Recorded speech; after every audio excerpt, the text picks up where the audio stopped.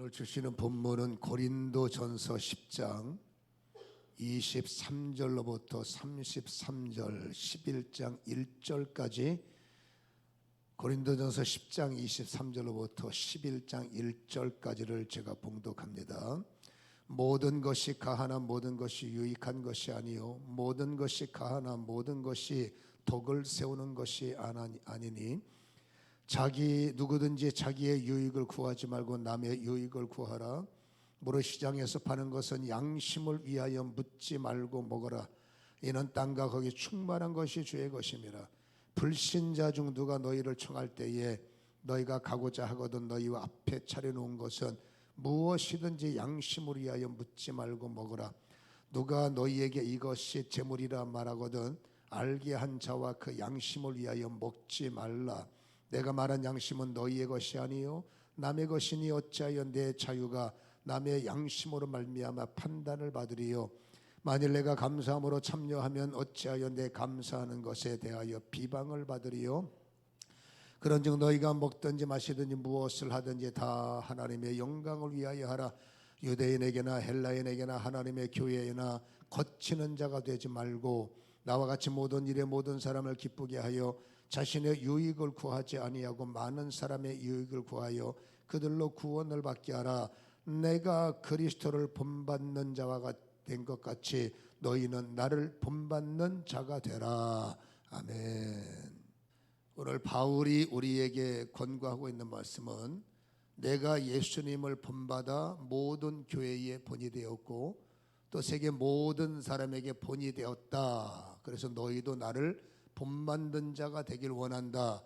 이것이 11장 1절의 권고의 말씀인데 나를 본받으라 라는 것은 예수님을 본받아 본인이 본이 되었기 때문에 결국 교회도 예수를 본받아라. 성도도 예수를 본받아서 홀로 신앙생활이 아닙니다. 우리는 본이 되라는 것은 모든 자에게 영향력을 미치는 성도가 되기를 원하시기 때문에 예수를 본받는다는 말은 굉장히 아름다운 말이지만 어떤 것을 어떻게 본받을 것인가, 오늘 성경을 읽어보면 우리에게 보여주는 주제가 있습니다. 바로 예수님의 사역을 우리에게 보여주고 있고 그 예수님의 사역을 본받으라. 그럼 예수의 사역은 무슨 사역일까요? 사람 살리는 사역이에요. 여러분 요한복음 10장 10절이 주님이 이 땅에 오신 목적을 분명하게 그려내 주고 있는 말씀인데 요한복음 10장 10절은 이렇게 기록하지 않습니까? 내가 온 것 중간부터 보면 내가 온 것은 양으로 생명을 얻게 하고 더 풍성히 얻게 하려는 것이다. 예수님은 양, 성도에게 조회. 여러분 비오스가 아니죠. 비오스는 출생할 때 받은 세상의 생명, 조회는 거듭날 때 받은 하나님의 영생인데 이 생명을 얻게 하고 생명 얻은 자들이 위축되고 주눅 들고 시험 들고 안 되는 겁니다. 어떻게 하든지 주님은 생명을 얻은 자들이 자유하고 정말로 모든 자들에게 소통하고 정말 유익이 될 수 있는 자가 되기를 하나님은 원하시기 때문에 압축하면은 여러분 예수님의 사역은 사람을 살리는 사역이요 사람을 세우는 사역이다 라고 할 수가 있는 거죠. 그러니까 교회의 사명이 뭐냐? 당연한 겁니다. 주님을 본받아야 되니까 교회도 사람을 살리는 사역이요 사람을 세우는 사역이다. 여러분 사람끼리 모여서 그냥 웃고 즐겁고 그건 세상 모임이란 말이에요. 교회는 여러분 사람과 사람의 모임이기 때문에 웃음도 있고 대화도 있겠지만 목적이 분명히 됩니다. 사람을 살리는 현장, 사람을 세우는 곳, 이것이 교회의 목표라는 것을 잊으시면 안 되고, 그러면 당연히 교회의 멤버인 우리는 사명이 뭐냐? 예수를 본받는 게 뭐냐? 결론은 딱 정해집니다. 사람을 살리는 사람. 자, 성도의 사명이 뭐라고요? 사람을 살리는 사람. 예수님이 본받는다는 게 뭐냐고요? 사람을 살리는 사람. 그게 예수의 제자들이요 예수의 사람들이다 라고 할 수도 하는 거죠. 역시 여러분 바울도 사람을 살리는 일에 능한 사람이었다는 것을 우리에게 보여주고 예수님은 당연히 사람 살리는 게 전문 분야였죠. 여러분 그래서 교회와 성도들이 사람을 살리는 사람이 되려면 그 사역을 감당하려면 반드시 두 가지가 날개가 되고 이 두 가지가 장착이 돼야 되는데 그게 뭡니까? 바로 희생과 헌신이에요. 참 들으면 마음이 부담해져. 맨날 왜 성도한테 희생하라고 그러세요? 헌신하라고 그러세요? 아니 뭐 성경에 그렇게 기록되는 거 어떡하겠어요? 여러분 사람을 살리기 위해서는 희생 없이는 살리지 못해요. 사람을 여러분 세우려면은 헌신 없이는 사람을 세울 수가 없는 거예요. 그러니까 성도는 어쩔 수 없이 또 그 힘이 와요. 그렇죠? 억지로 희생하면 골병 들어요. 마지못해 헌신하면 정말로 죽을 맛입니다. 하나님은 그런 거 원치 않기 때문에 어쨌든 하나님께서 헌신할 수 있는 힘, 희생할 수 있는 힘도 주시겠지만 아무튼 사람을 살리는 것이 하나님의 부르심의 목적이라면 성도는 어쨌든지 사람을 살리는 일에 전문가들이 되시고 사람을 살리는 일에 능한 역사가 나타나기를 주님의 이름으로 간절히 축원합니다. 여러분 희생과 헌신을 나타낼 수밖에 없는 게 오늘 33절에 바울이 그러는 거예요. 24절에도 누구든지 자기의 유익을 구하지 말고 남의 유익을 구하여야 된다. 이게 바로 희생과 헌신이란 말이에요. 또 33절에도 바울이 말합니다. 말로만 바울 목사님이 희생해야 돼, 헌신해야 돼. 예수님이 오셔서 말로만 희생해야 돼, 헌신해야 돼. 그리고 두 번이 안 했다면 그건 생명이 없는 거예요. 정말로 여러분 두 번에 애썼고 예수님은 당연하니까 통과하고 여러분 바울도 33절에 보면 나와 같이 그랬어요. 나도 헌신하고 희생했다고 말해요. 나와 같이 모든 일에 모든 사람을 기쁘게 하고 자기의 유익을 구하지 않고 많은 사람의 유익을 구하여 그들로 구원을 받게 했다. 여러분 우리가 예수님이 가장 원하는 것은 영혼 구원이란 말이에요. 그러면 영혼 구원이 일어나려면 오다 가다 지나가다 여러분 눈 마주쳐서 예수 믿으세요 해서 예 하는 사람이 누가 있겠어요? 여러분 어떤 집회가 있어서 특별한 권세가 나타나서 충격적인 역사 뭐 장님이 눈을 뜨고 뭐 이런 예수님이 그 자리에 계심을 충격적으로 깨달은다면 여러분 당연히 구도자의 열정 속에서 오늘 하나님이 살아계시기 때문에 예수 믿을 사람 손들어서 일어나세요. 그러면 여러분 그 증거 때문에 일어나겠지만 그런 경험이 없는 분들에게 예수를 믿게 한다 어떻게 믿겠어요? 결국 여러분 전도자 소위 말해서 성도가 사람을 얻어야 되는 거예요. 사람의 마음을 얻고 사람을 얻어야 이 얻어진 사람 마음을 얻은 사람과 친밀해지면서 우리가 무슨 악의적인 목적이 아니잖아요. 여러분 잃어버린 영생을 되찾게 하는 것은 그분으로 볼 때는 내가 은인이죠. 이것을 본질적으로 주님이 은인이고 바울이 은인이고 저도 저를 전도한 분이 은인이고 여러분 또 그 전도를 당한 사람은 이 은인들이 있어야 영생을 얻으니까 그러니까 이 관계가 영적으로 유지가 되려면 반드시 여러분 전해야 하는 사람과 받아야 하는 사람에게는 친밀함이 있어야 되잖아요. 이 친밀함이니까 사람을 얻어야 되는 거예요. 그 사람의 마음을 얻어야 되는 거예요. 여러분 전파해야 될 사람이 나를 신뢰하고 이분은 정말로 신실하신 분이고 이분은 정말로 사심이 없고 이분은 정말로 나한테 고마운 분이야 라고 말했다면 그분의 마음을 얻었다면 여러분 내가 하는 말은 생명이 될 것이고 내가 하는 말에 효력이 있을 겁니다. 그래서 힘들고 어려울 때 하나님 기회를 주잖아요. 사람을 얻어내면 급하게 예수 믿어라기보다 여러분 예수를 믿어야 하는 어떤 기회가 올 때까지 좀 인내하셔야 돼요. 그가 어렵고 그가 힘들고 그가 괴로울 때 우리는 중보라는 힘이 있고 나도 부족한 자지만 그때의 위력을 발할 수 있는 예수 그리스도의 이름이 있잖아. 멀쩡한 사람한테 내가 기도해 줄게 별 효과가 없어요. 여러분 굶주린 사람한테 여러분 그 음식의 냄새가 아름답고 정말로 그 마음을 끄는 것처럼 여러분 내가 건강하고 내가 자유로운 사람한테 나 장가가기도 바쁘고 논사기도 바쁘고 나 바쁜 사람한테 교회 가자 그 효력이 없습니다. 그러니까 살다 보면 사람은 궁지에 몰리고 살다 보면 어느 날 이 사람이 어려움에 처할 때 그때가 바로 여러분 그에게 복음의 찬스.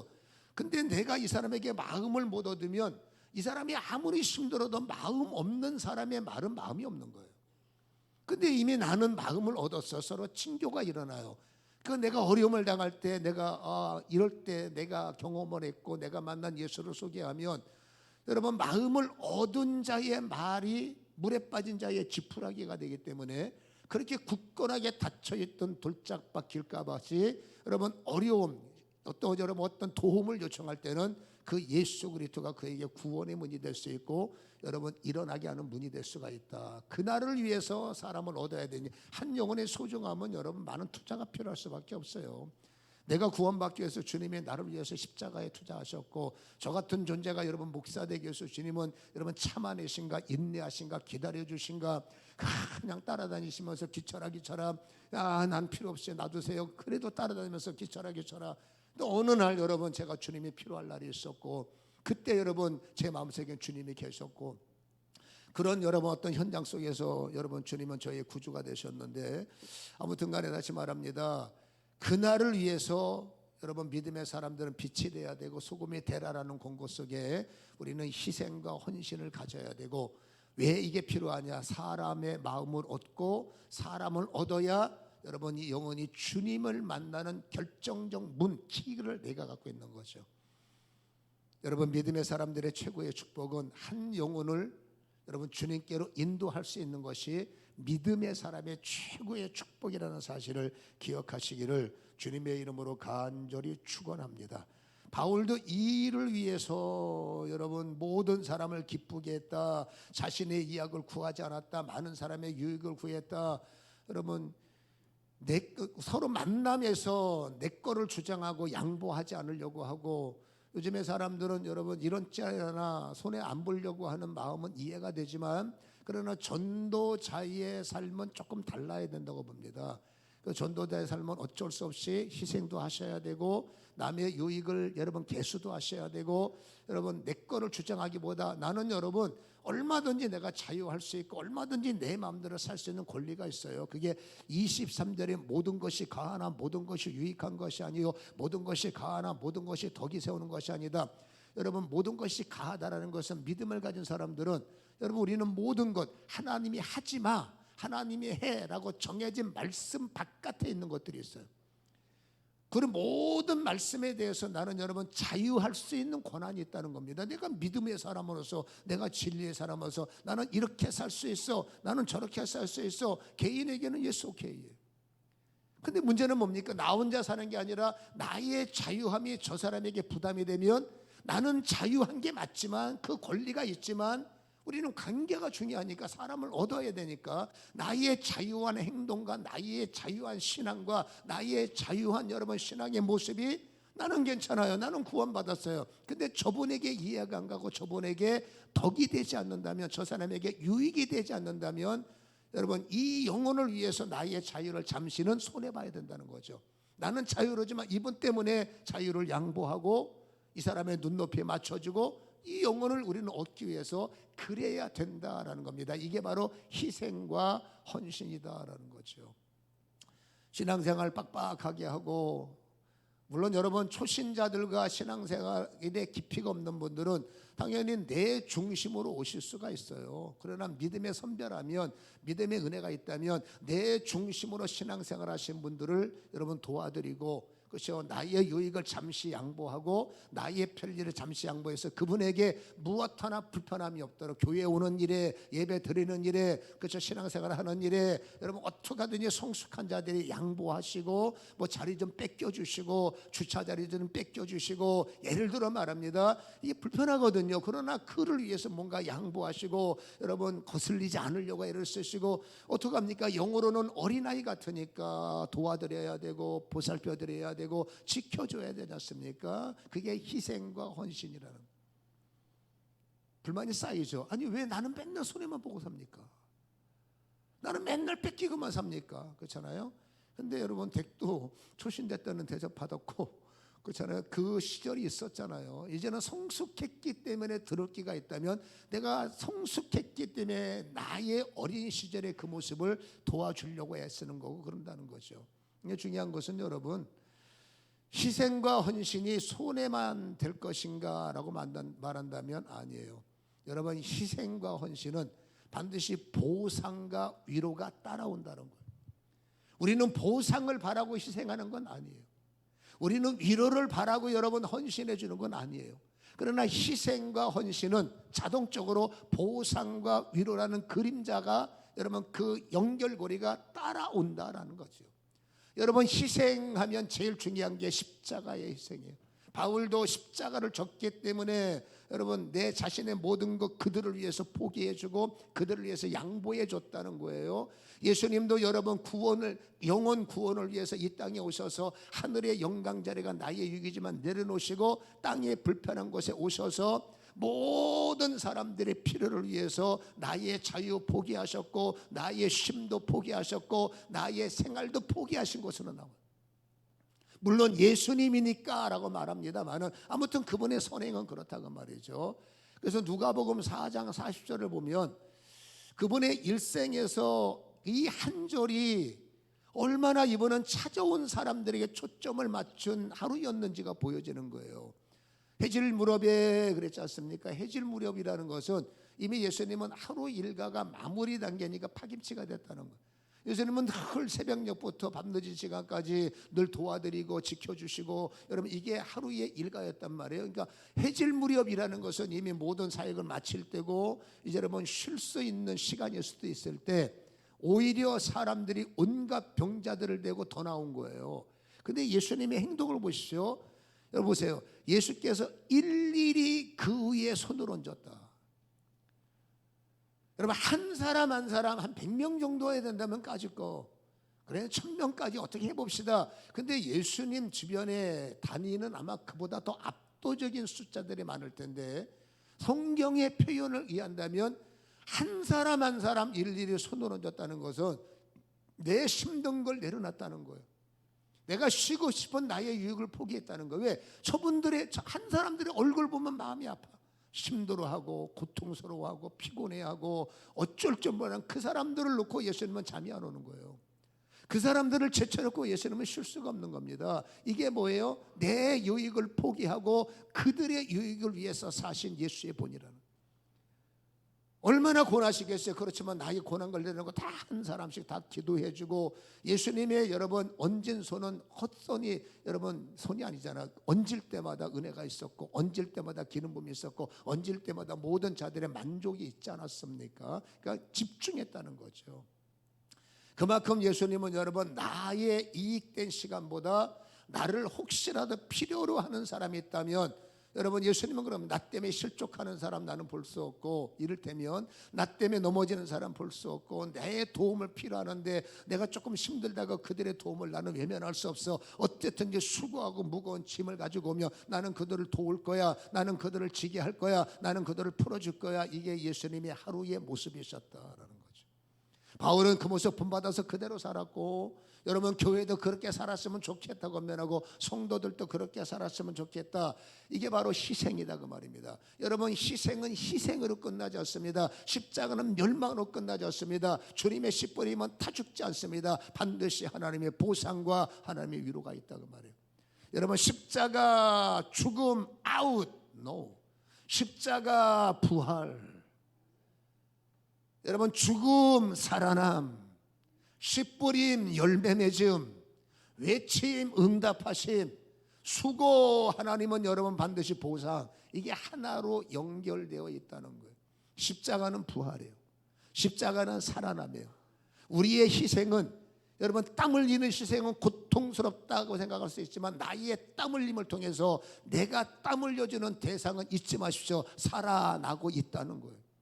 여러분 예수의 이름은 살리는 이름이요 예수의 십자가는 살리시는 여러분 힘이기 때문에 우리가 예수의 이름으로 그를 돕는 거지 내가 생산되고 이 도움 사람들 많이 받아서 나중에 국가로부터 훈장이 나눠봤자 글쎄요 다른 사람 모르겠지만 성도는 그러진 않을 겁니다. 정말로 은혜가 깊은 사람들은 내가 빚진 자기 때문에 여러분 어떻게든 조금이라도 내가 필요하다면 돕고자 하는 마음을 가지고 그를 위해서 희생을 하는데 희생은 놀랍도록 희생의 끝자락은 부활이라는 거예요. 희생의 끝자락은 살아남이라는 겁니다. 내가 무슨 힘이 있나 그러나 돕는 거예요. 내가 무슨 능력이 있나 그러나 주님의 이름으로 돕는 거예요. 다시 말합니다. 나는 무능력하나 나를 쓰시는 예수는 유능하시고 나는 살릴 만한 능력이 턱없이 부족하지만 나를 통해서 일하시는 주님은 살리시는 것이 여러분 그분의 사명이시니 주님은 나를 통해서 내가 희생할 때 내 기도를 받는 자, 내 사랑을 받는 자, 나의 애정을 받는 자,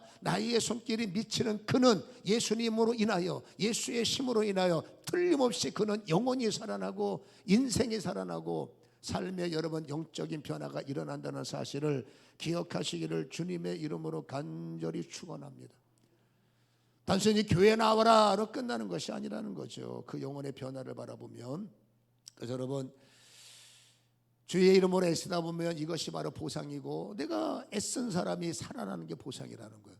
그리고 나의 위로가 뭡니까? 여러분, 저는 주님으로부터 간간히 듣는 음성이 있습니다. 고맙다 목사야, 고맙다 기철아.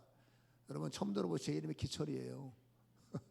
고맙다 기철아. 저는 그 소리 들으면 참 기분이 좋아요. 애쓰고 힘쓰고 여러분과 상관이 없어 보이지만 어쨌든지 여러분 집회 가서 여러분들을 위해서 설교 준비를 하고 어떨 땐 사역을 하고 뭘 하고 뭐 하고 여러분들에게 생생되는 게 아니라 저는 나름대로 주를 위해서 나의 이익을 내려놓고, 그렇지 않습니까? 주를 위해서 애를 쓰면 주님이 말씀하십니다. 고생했다 목사, 고생했다 기철아, 수고했다. 그리고 누군가가 혹시라도 저의 땀 흘림을 통해서 영이 살고 여러분 육이 살고 마음이 살아났다. 그래서 그분이 주님 앞에 주님 고맙습니다, 감사합니다 라는 음성을 들으면 주님은 즉각적으로 저한테 반응해 주세요. 기철아 고맙다.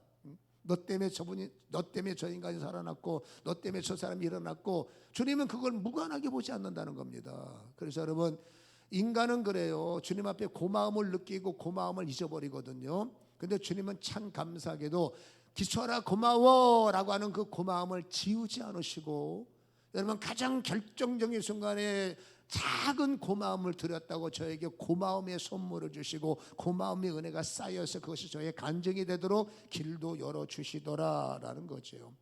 다니엘 12장 3절은 그런 의미에서 저 같은 사람이 받을 은혜의 말씀인데, 지혜 있는 자는 궁창의 빛과 같이 빛날 것이요 많은 사람을 옳은 대로, 이게 중요한 게 많은 사람을 옳은 대로 돌아가게 한 자는 별과 같이 영원토록 빛나리라. 주를 위해서 희생하고 헌신하는 사람들은 반드시 하나님은 그 이름 석자 간증되게 하시고 그 사람의 인생의 자랑의 문들을 어떤 경로를 통해서든지 여러분 보상하시고 위로하신다는 사실을 기억하시기를 주님의 이름으로 간절히 축원합니다. 그래서 사람을 살리는 사람은 아무에게나 여러분 누구든지 걸림돌이 돼서는 안 된다는 거예요. 다시 말합니다. 사람을 살려야 하는 우리는 아무에게나 누구에게나 어떤 사람에게든지 절대로 여러분 열린 문이 돼야지, 들어오게 하는 문이 출입문이 돼야지 우리는 걸림돌이 돼서는 안 된다는 거예요. 오늘 여러분 읽은 성경 중에서 32절에 이런 말이 있습니다. 유대인에게나 헬라인에게나 하나님의 교회나 거치는 자가 되면 안 된다.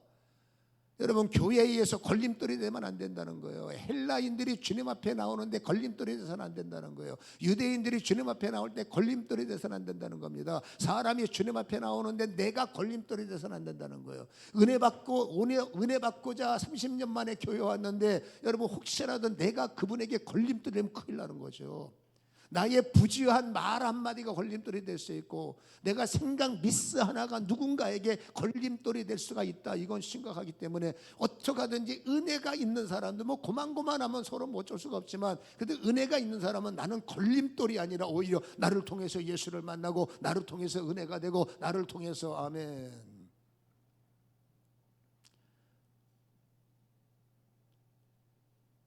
여러분 성도들은 믿음이 삶의 기준이 돼요. 바이블이 우리의 삶의 기준이 된단 말이에요. 근데 여러분 불신자들은 아니에요. 믿음이 약하신 분, 교회는 다니지만 믿음이 약하신 분들은 말씀의 기준이 아니야. 말씀을 모르니까 그들은 여전히 양심이 삶의 기준이 돼요. 양심을 따라 행동하고 양심을 따라 말을 하고, 사람마다 양심의 기준은 다르지만 아무튼 양심에 의해서 그들은 말하고 생각하고 설교를 들어도 내 양심대로 판단하고 아직은 믿음이 약하니까. 그렇다면 여러분 믿은 사람, 우리가 말씀이 기준이 되는 사람은 책임감이 따라옵니다. 어떤 책임감? 여러분 믿음이 약한 사람들과 믿음이 없는 불신자들의 양심까지도 우리는 여러분 챙겨야 되고, 그들의 양심이 여러분 소위 말해서 상처를 받지 않도록 우린 여러분 그들을 배려하는 것까지도 성경은 오늘 요구하고 있더라라는 것입니다. 오늘 이 성경의 배경은 이미 우리가 고린도서를 강론을 해왔기 때문에 알지 않습니까? 고린도 교회의 심각한 문제가 여기도 여러분 한국말로 따지면 절간이 있고 저기도 무당집이 있고 여기서 동덕궁 저기서 동덕궁 그리고 여러분 그 재단에서 온 모든 고기 어떡할 거예요? 버릴 거예요? 고기인데 그러면 그 유통업자들이 싹 수고로 해서 시장에 파는 거예요. 그가 여러분 그 지역의 고린도의 아마 시장에는 거의 유통업자들이 장악하니까 거의 소수만 빼놓고 고기는 거의 한 80% 이상은 유통업자들에 의해서 공급된 고기란 말입니다. 다시 말해서 제사의 제물이다 그 말.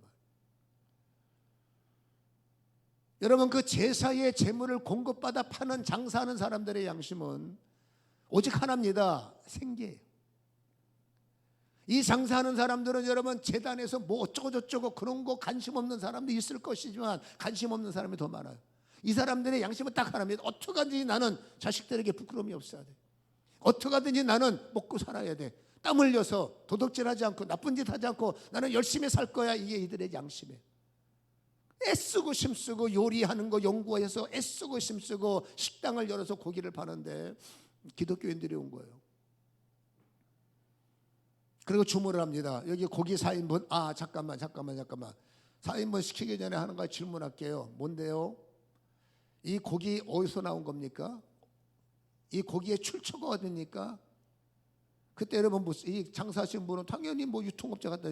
이거 저기 그 당시에는 그게 유통이 됐으니까 저 신전에서 온 건데요. 신전에서 온 신선한 고기입니다. 그럼 여러분 바로 기독교인들은 컴플레인 가는 거. 죄송합니다. 딴 데 가야 되겠습니다. 뭐 때문에요? 저희가 불친절했습니까? 아니면 혹시 저희 음식이 맛이 없을 것 같습니다. 저희 음식 맛있어요. 걱정하게 드세요. 그게 아니라 우리는 크리스찬이거든요. 우리는 예수 믿는 사람이거든요. 예수 믿는 사람은요 제사밥 먹으면 안 돼요. 예수 믿는 사람은요 절간 음식 먹으면 안 돼요. 죄송합니다. 가겠습니다. 그러면 여러분 장사하신 분의 양심이 어떻게 되겠습니까? 이 사람은 제사가 뭔지 몰라요. 이 사람들은 그게 뭔지 몰라요. 지금 중요한 것은 나는 양심에 지금 타격을 받았다는 것. 나는 양심껏 장사했고 나는 열심히 장사했고 나는 최선을 다했는데 이 교회 다니는 인간들이 찾아와서 여러분 내 마음속에 뭘 줍니까? 여러분 소위 말해서 쉽게 말해서 속에 불을 지르는 거죠. 아니 뭘 그렇게 교회 다니는 사람이 까끔 떨고 그냥 음식에 불과한 거를 뭘 이렇게 까끔 떨고 이러쿵저러쿵 속에 여러분 얼마나 이게 자존심 상하고 기분 나쁘고 여러분 마음이 다치겠어요. 이들의 양심이 다치는 겁니다. 그러면 다음부터 교자만 들어가도 짜증이 나는 거예요. 교회 다니는 것들 재수 없고 교회 다니는 것들 꼴보기 싫어. 그러면 지나가다가 교회 간판만 보면 여러분 교회에서 뭔 일 났다 그러면 진짜 성도들은 기도해야 돼. 어떻게 하면 좋아? 기도해야 돼. 근데 이런 사람들은 내 교회 저럴 줄 알았다. 그렇잖아요. 결국 이분은 뭡니까? 하나님께서는 31절에 성도들아 입든지 마시든지 무엇을 먹든지 다 하나님의 영광을 위해서 한다. 그러면 그게 영광이냐 그 말이에요. 나 깔끔 떨고 나 교회 다니기 때문에 그런 거 안 먹어야 하는 것이 개인적으로는 왜 모든 것이 나는 가할 수 있어. 안 먹을 수 있어요. 뭐 안 먹으면 그만이지 어떡하겠어. 근데 나의 가한 것이 딴 사람한테 상처가 되는데 나의 가한 것이 딴 사람한테 독이 되지 않는데 주님이 그 영혼을 40년 기다렸어요. 주님이 그 영혼을 50년 기다렸어요. 여러분 어쩌면 나하고 잘 인볼브가 되어서 여러분 연결이 잘 되기를 원했지만 지금 상태가 어떻게 됩니까? 결국 이 사람의 마음은 다쳐서 교회는 다시는 안 가고 교인들은 재수 없고 예수쟁이 진짜 재수 없어. 그러면 이 사람은 복음은 언젠지 모르겠지만 회복은 되겠죠. 그러나 그때까지 딱 닫아막는 거죠. 그게 하나님께 영광이냐? 교회에 대해서 욕하게 만드는 게 영광입니까? 내 거룩함을 지키기 위해서 내 진실한 신앙을 지키기 위해서 교회가 욕먹는 게 그게 하나님께 영광이라고 보십니까? 성경에는 아니다라는 겁니다. 너는 자유할 수 있으나 누군가에게 자유를 주지 못하면 너는 은혜가 되지만 누군가에게 시험이 된다면 그거는 내가 받을 영광은 아니다. 네 유익을 위해서 살지 말고 저런 사람들의 양심까지도 너는 수용을 해야 된다. 그래서 말합니다. 묻지 말고 먹어. 오늘 성경 25절에 무릇 시장에 파는 것들은 양심을 위하여 묻지 말고 먹어. 뭐 제사 음식이 무슨 어쩌고 25절에 26절에 이는 땅과 거기 충만한 것이 다 주님의 것이다. 주님께서 깨끗하게 해서 걱정하냐, 이걸 여러분 먹으라는 겁니다. 이런 경우도 있습니다. 불신자가 뭐 세상에 다 믿는 사람은 아니잖아요. 성도를 초청을 했어요. 가야죠. 여러분 가서 음식은 뭔데 뭔가 낌새가 이상해서 여러분 거기에 투정을 부리고 이게 무슨 음식이냐. 그 성경에는 이렇게 말합니다. 여러분 27절에 불신자 중 누가 너희를 청할 때에 너희가 가고자 하거든 너희 앞에 차려놓은 것은 무엇이든지 양심을 위하여 묻지 말고 먹어라.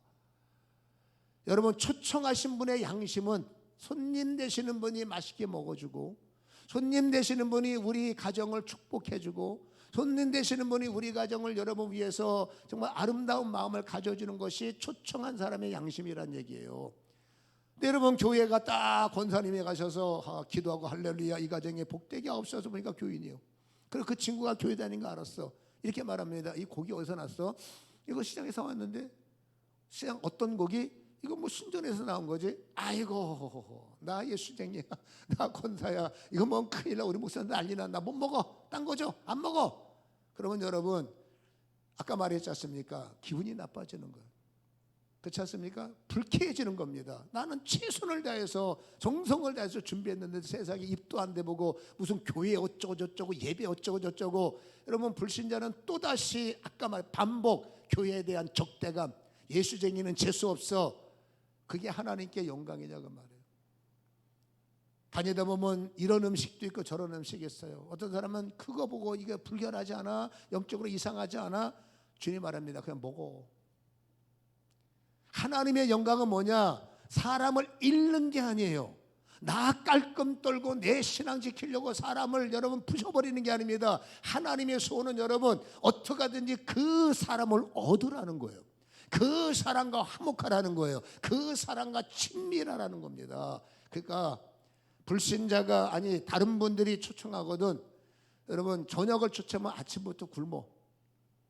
그리고 배고픈 몸을 갖고 가서 마구마구 드세요. 아 맛있어요. 다시 말합니다. 사람을 얻어야 전도의 길이 열리고 전도의 문이 열려야 하나님의 은혜가 오는 거니까 내 사명은 뭐냐? 사람을 얻고 그분의 마음을 얻어서 내 입으로 언젠지 모르지만 전할 예수를 준비하고 있다가 그분이 혹시라도 어려움에 처하고 그분이 혹시 나에게 도움을 청할 때 여러분 예수 하면 내가 그분에게 마음을 얻었다면 그 예수는 능력이 되는 거예요. 인간관계는 여러분 나의 친밀함, 인맥을 높이기 위한 계산이 아니라 성도는 여러분 나의 인간관계는 약한 믿음을 가진 자 강하게 도와주기 위해서 믿음이 없는 분 믿음을 여러분 얻게 하기 위한 여러분 영적인 네트워크라는 사실을 기억하시기를 주님의 이름으로 간절히 부탁을 드립니다. 마지막 한 가지 더 있습니다. 그거 제사 음식이에요 라고 말하면 이 세 가지 양심은 세 가지가 있어요. 여러분 29절에 28절에 누가 너희에게 이것이 제물이라 말하거든 알게 한 자와 그 양심을 위하여 먹지 말라. 두 사람의 양심은 한 사람의 양식은 여러분 그냥 생계를 위해서 장사하는 것뿐 또 한 사람은 당신을 위해서 내가 음식 대접하는 것. 이 사람들의 양심은 여러분 그렇죠. 우리가 축복해주고 맛있게 먹는 게 이분들의 양심이에요. 근데 한 사람은 달라. 이 사람의 양심 뭐냐? 왜 교회 다니는 사람이 제사밥을 먹어요? 왜 교회 다니는 사람이 그거를 손을 대? 안 되지.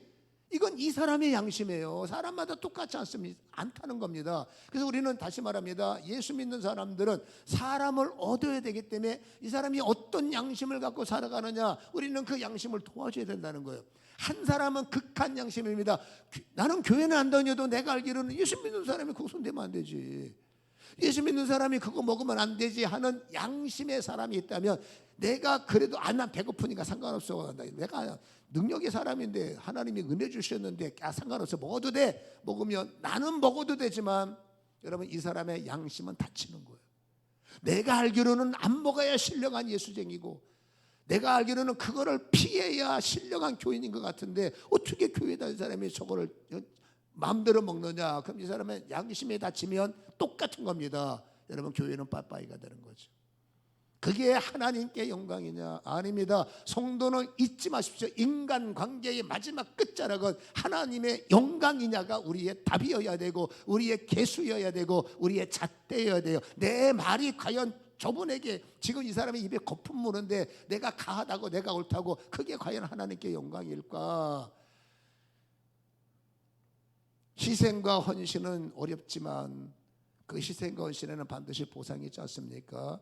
믿음의 사람들은 사람을 살려야 되고 사람을 도와야 되기 때문에, 다시 말합니다, 부모 내십시오. 내 유익이 아니라 그분의 유익을 위해서 때를 따라 헌신도 하시고 부모도 내시는 이런 은혜가 일어나기를 주님의 이름으로 간절히 소원합니다. 아멘.